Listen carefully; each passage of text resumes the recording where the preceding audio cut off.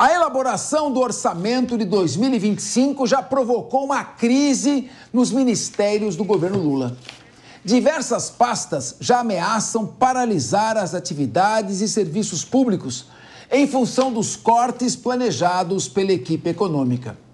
Os órgãos alegam que os recursos do orçamento, que ainda será enviado para o Congresso Nacional, não são suficientes e podem prejudicar desde o atendimento aos aposentados até provocar falta de água e internet em prédios públicos.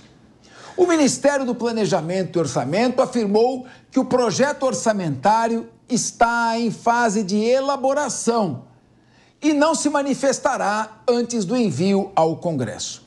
Meu querido Diogo da Luz, se você tem R$10 mil na sua conta, você senta para conversar com a sua família e fala, nós precisamos gastar R$10 mil. Você não pode chegar e falar, preciso gastar R$20 mil. E você se adequa a este orçamento. Tem pessoas que conseguem adequar o seu orçamento a um salário mínimo. Você não acha, então, que está na hora, chegou a hora da conta? Ou seja, agora é hora de cortar os gastos, acabou a hora da farra. Cabeça, se eu tenho R$10 mil na conta, eu preciso dizer para minha família que nós temos que gastar no máximo 9 mil. Porque tem que ter uma reserva de contingência. Porque vai acontecer alguma coisa, vai haver uma catástrofe, vai haver algum contratempo, alguém vai ficar doente, algum problema, vai danificar alguma coisa na casa, qualquer coisa que seja que vai acontecer de extra, tem que ter essa reserva. Com o governo é igualzinho. Os governos deviam ser entendidos exatamente como se fosse um condomínio. Aquele condomínio de um prédio que a pessoa mora, que sabe que não pode gastar mais do que arrecada. E ainda, não pode ficar tomando dinheiro emprestado. Porque tomar dinheiro emprestado é fazer as próximas gerações pagarem a conta.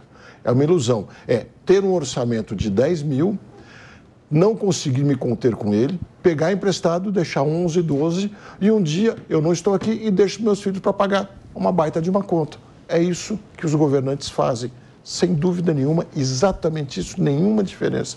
E vale um detalhe aqui, a lei de diretrizes orçamentárias devia ter ficado pronta em julho, na primeira quinzena, antes do recesso parlamentar, que já acabou, eles estão começando a discutir agora. Porque, segundo a legislação, se não me engano, até a Constituição, a lei de diretrizes orçamentárias tem que ser votada no primeiro semestre para embasar depois a lei do orçamento anual, que é mais complexa, e aquela era para ser mais exatamente como seria a despesa, para que eles tivessem 6 meses para debater intensamente se aquelas diretrizes básicas são viáveis de ser cumpridas ou tem que cortar mais coisas ainda. Tomara que eles cortem de verdade, porque ter 2025 de novo com estouro nas despesas, depois que a gente teve 2022, 2023 e tudo indica 2024, ou a gente vai mandar a inflação para o espaço ou juros para perto de 20%. Desde, senhor Cário, o nosso querido, grande ex-presidente Fernando Henrique Cardoso, um dos maiores sociólogos do mundo, quando assumiu a presidência da República, disse, esqueçam tudo o que eu escrevi. Eu tenho que tocar um país, não dá para falar mais em filosofia marxista. E aí ele começou privatização, parceria público-privada, controle de contas, agências reguladoras, trazendo todas essas inovações. O que você acha da chegada desse momento em que tem que parar o discurso e iniciar a análise prática? Porque senão, aonde vamos parar? Boa pergunta. Capeza, o que está acontecendo agora, que a gente está vendo, o governo tem até o dia 31 de agosto, se não me engano, é 31, né, Diego? 31 para enviar a proposta orçamentária para o Congresso Nacional. O Diogo está falando aqui que ela deveria ter sido votada no primeiro semestre. Aí a gente começa com um monte de questões, né? Primeiro, é óbvio que não ia ser votada no primeiro semestre porque eles estão interessados nas eleições municipais e nas sucessões das mesas da Câmara e do Senado, né? Essa é a maior pauta do Congresso Nacional desde dezembro do ano passado. E o que o governo tem feito agora, o governo quer priorizar os investimentos no PAC, né? Já decidiram que vão cortar 26 bilhões de reais, mas querem continuar priorizando os investimentos no PAC. E aí eles tem toda a questão das emendas, que eu não sei se a gente vai falar aqui, mas aí o que acontece, né? O governo prioriza os investimentos do PAC, pede um pouco mais de transparência, centraliza as emendas no Executivo, aí essas emendas eles pedem para os deputados mandarem as emendas para os municípios relacionadas ao PAC, e aí ano eleitoral, 2026 está logo ali, então a gente tenta a sucessão. Mas fato é que o governo não está sabendo já há muito tempo, e todos os governos são assim, não sabem fazer essa conta, né? Não é só uma característica do governo Lula 3, mas a proposta que vai agora para o Congresso Nacional, ela vai cortar nos ministérios, vai cortar na população, mas nunca corta no que interessa, como, por exemplo, vale a pena gastar, sei lá, 100 mil reais para mandar alguém para ver a abertura das Olimpíadas em Paris? Vale a pena gastar 300 mil num quarto? Aí tudo bem, vale, né? Mas aí na hora que tem que cortar, não corta do supérfluo, né? Acaba cortando do que realmente importa. E só para vocês terem uma ideia, o Ministério da Integração precisa de 3 vezes mais verba do que o governo pretende liberar agora, depois desse corte de 26 bilhões de reais. A Telebrás vai estar com um orçamento de 299 milhões, e aí vai faltar internet nas escolas, no INSS, porque ela precisa, na verdade, de 1 bilhão de reais. E tudo isso porque o governo não está sabendo fazer as contas, né? Aquilo que a gente sempre fala que é necessário aqui no Brasil, a gente está discutindo, entre aspas, a reforma tributária, mas a gente precisa também de uma reforma administrativa, porque o Estado brasileiro é obeso, inchado e ineficiente. Ô Guilherme Mendes, não é só cortar as emendas parlamentares e o supérfluo gasto pelos 3 poderes, porque deve ter uma sobra enorme para cortar aqui, que não puniria os investimentos que têm que ser feitos, sobretudo na área social. Capês, essa é uma questão que, de uma certa maneira, não é verdade, é meio que falaciosa. Se você somar todos os supérfluos que o governo gasta, e eu não estou dizendo aqui que são poucos e nem estou defendendo, isso dá muito pouca coisa. Se você pegar e virar e falar, tudo bem, soma, dá 1 bilhão de reais. 1 bilhão de reais perto do nosso orçamento é 0,1%. É muito dinheiro, é muito dinheiro para nós aqui, cidadãos comuns, assalariados, mas para um país, para um orçamento, não é muita coisa. A questão toda que a gente está vendo aí, essa discussão, é aquela história, farinha pouca, meu pirão primeiro. Quando está se configurando o orçamento do ano que vem, todos os ministérios vêm com as ameaças, se cortar vai faltar, se fizer isso eu não vou fazer. Normal, isso faz parte do jogo político, todo mundo ali está colocando as suas pretensões e, sem dúvida, o Congresso e o governo vão sentar e vão compor o melhor orçamento possível. O Diogo pintou aqui um quadro catastrófico, mas não é o que nós estamos vendo. A inflação já esteve mais perto da meta nesse segundo trimestre, a previsão para 25 caiu 0,7%, então eu acho que a questão não é tão catastrófica. Agora faz parte da choradeira, então, olha, se tiver 10 faz mil, parte... gasta 12, tranquilo. Não é isso. Ninguém está dizendo isso. E também é aquilo. Guilherme, só para... O Guilherme não falou isso. O Guilherme disse que 1 bilhão de reais não é nada. No orçamento não é. Mas daria para pagar R$1.000 para 1 milhão de brasileiros, para cada um. Né? Não, tudo bem. Mas se a gente for usar esses exemplos, Capês, todo mundo poderia receber um Pix de R$10 agora, se o país cortasse lá 200 milhões 2 bilhões de reais. Não é essa a questão. A questão é que os ministérios estão, de fato, fazendo as suas ameaças daquilo que vai ser prejudicado. Faz parte do jogo político. Eu nunca vi ninguém dizer, olha, não, está sobrando dinheiro, você me deu 10 milhões...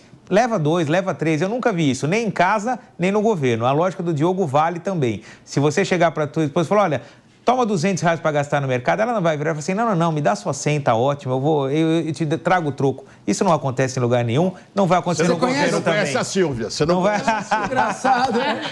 Não vai. Certeza que ela vai fazer ela vai devolver o dinheiro antes de ir ao mercado, é difícil. Agora, o Guilherme Mendes quer se meter até na economia doméstica do lar do... Mas é bem esquerda. Vamos ver agora o nosso querido Diego Tavares. Diego, toda vez que eu vejo esse negócio de aprofundamento de déficit público, me vem à mente o país mais rico e poderoso do planeta, os Estados Unidos da América. Por ser o país mais poderoso do planeta, eles gastaram como adoidados dinheiro público, dólar à vontade, emitiram papel moeda, dólar sem parar, inundaram o planeta de dólar. Hoje eles têm uma dívida de 35 trilhões de dólares. A única maneira que eles têm para se financiar é dar um calote ou dar um calote ou ficar emitindo bonds e vendendo no mercado e tentando se financiar permanentemente, até que vai chegar um momento com uma grande pirâmide em que não vai conseguir pagar. E agora que os BRICS estão se organizando e estão substituindo o dólar como moeda mundial, como é que fica essa situação? No dia 15 de agosto de 1974, Nixon anunciou que o dólar não era mais lastreado pelo ouro. Então eles podiam emitir dólar adoidado. Olha onde deu essa farra. Nós não temos tamanho para isso, hein? Pois é, Capês, eu só espero que nossas autoridades aqui não tenham no seu horizonte o imaginário de que um dia o Brasil, tal como os Estados Unidos, poderá só com base na confiança emitir real para o mundo e o mundo adotará o real como uma grande moeda para comercializar petróleo, por exemplo. Eu acho que isso sim é coisa, como nós dizíamos aqui, do país de Nárnia. Agora, eu gosto. O Guilherme Mendes é um cara muito habilidoso, ele fala muito bem, ele tem uma voz mansa, ele está aqui dizendo, gente, 1 bilhão não é nada. E, de fato, 1 bilhão no orçamento público, considerando o tamanho, as dimensões brasileiras, é sim, pouco dinheiro. É pouquíssimo. Muito dinheiro, mas a gente não está falando de 1 bilhão, Guilherme. A gente está falando de 50 bilhões de emendas parlamentares que o governo já não está dando conta de pagar. Nós estamos falando... Eu estava falando do supérfluo, supérfluo. Nós estamos falando de 6 bilhões de reais, que esse ano vai virar santinho e bandeira para as campanhas nos municípios. Nós estamos falando de 1 bilhão de reais só para alimentar as estruturas dos partidos políticos. Nós estamos falando de 15 bilhões de reais de Lei Rouanet. Então, tem que ter também. Tem muitos bilhões aí. Corta onde então, Guilherme? O governo poderia economizar. Corta. E a notícia que nós estamos dando, ela é catastrófica, mas considerando todos esses gastos que eu estou elencando aqui, ela era até esperada. Era até esperado que o governo não teria dinheiro, de fato, para manter programas básicos dos ministérios, estrutura básica para os ministérios. Ora, isso é uma obviedade, não tem como a gente tirar dinheiro. O orçamento público não é saco de Papai Noel. Não é algo que a gente não encontra fundo. E o fundo do orçamento público brasileiro já chegou. Nós temos uma dívida que está batendo quase 100% do PIB. Então, agora basta nós esperarmos e termos esperança de que o governo, de fato, vai olhar da porta para dentro da máquina pública e começar a cortar gasto. Porque aumentar imposto não dá mais. O setor produtivo brasileiro, a iniciativa privada, o contribuinte, o mais pobre, não aguenta mais pagar imposto. Eu não quero imaginar um universo onde o nosso ministro da Fazenda, Fernando Haddad, apareça, tire da cartola uma nova tributação ou aumento de alíquotas de tributação que nós já temos aqui no Brasil. Porque, do contrário, nós falávamos aqui na última sexta-feira sobre a curva de Laffer, que é um gráfico que demonstra que existe um esgotamento da capacidade contributiva em um determinado ponto do aumento de arrecadação, que a partir daí nós não conseguimos mais colocar dinheiro na máquina pública. A partir daí a arrecadação passa a cair, simplesmente porque as empresas quebram, o particular começa a sonegar imposto porque não aguenta a carga tributária e nós já estamos no pico dessa curva. No Brasil, em 2023, nós fechamos 4 empresas a cada minuto. O Brasil é um ambiente tóxico para o empreendedorismo, tóxico para o setor produtivo. Tanto que o Elon Musk, bilionário, ele optou montar a planta dele da Tesla na América do Sul, na Argentina, que é um país quebrado, mas não montou aqui no Brasil. Tá certo que ele ganhou lá alguns incentivos, enfim, isso é uma outra pauta. Mas o fato é, nós precisamos ver agora como o nosso governo vai cobrir esse rombo para que os ministérios não tenham prejuízo nas suas próprias atividades. Vamos lembrar que, embora muito mal operada, a máquina brasileira tem que atender necessidades básicas de um número muito grande de cidadãos que não têm as mínimas condições de subsistência. Espero que programas como a aposentadoria, o Bolsa Família, outros programas assistenciais que, infelizmente, nossa população depende, não fiquem prejudicados com isso.